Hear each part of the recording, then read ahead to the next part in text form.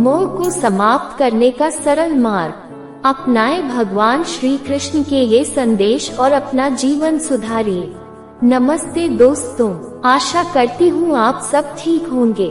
गीता हमें उस शांति और संतुलन की ओर लौटने की प्रेरणा देती है जो सच्ची खुशी और प्रेम का स्रोत है। इसके अलावा गीता में लालच को आत्मविकास और मोक्ष की प्राप्ति में एक बड़ी रुकावट बताया गया है। भगवद गीता में मोह का त्याग करने के लिए भगवान श्री कृष्ण ने कई महत्वपूर्ण उपदेश दिए हैं। श्रीमद् भगवद गीता सिर्फ एक धार्मिक ग्रंथ नहीं, बल्कि जीवन को समझने और जीने का एक अद्भुत मार्गदर्शन है। ये हमें सिखाती है कि जीवन के कठिन समय में भी बिना किसी स्वार्थ के कर्म करना चाहिए और इसके परिणाम की चिंता नहीं करनी चाहिए। गीता का संदेश निष्काम कर्म, आत्मज्ञान और ईश्वर में विश्वास है। आज का मानव बाहरी दुनिया में इतना उलझा हुआ है कि वह अपनी आंतरिक शांति खो बैठा है। गीता हमें उस शांति और संतुलन की ओर लौटने की प्रेरणा देती है जो सच्ची खुशी और प्रेम का स्रोत है। इसके अलावा गीता में लालच को आत्मविकास और मोक्ष की प्राप्ति में एक बड़ी रुकावट बताया गया है।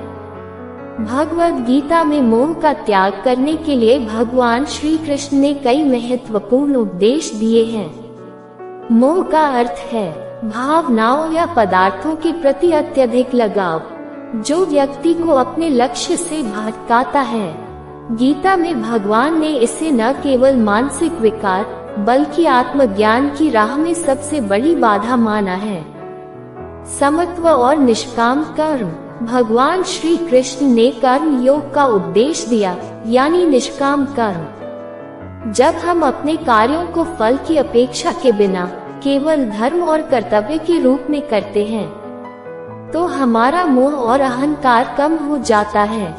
विराग और वैराग्य, भगवान श्री कृष्ण ने मोह का त्याग करने के लिए विराग यानी प्रेम और आकर्षण से हटना और वैराग्य यानी पदार्थों से आसक्ति का त्याग का उपदेश दिया है। जब व्यक्ति के मन से मोह और भ्रम मिट जाते हैं, तब उसकी बुद्धि स्थिर हो जाती है और वह अपनी आत्मा को पहचान सकता है। मोह से मुक्त होने के लिए बाहरी जगत की चीजों से अपनी मानसिक आसक्ति को छोड़ना आवश्यक है।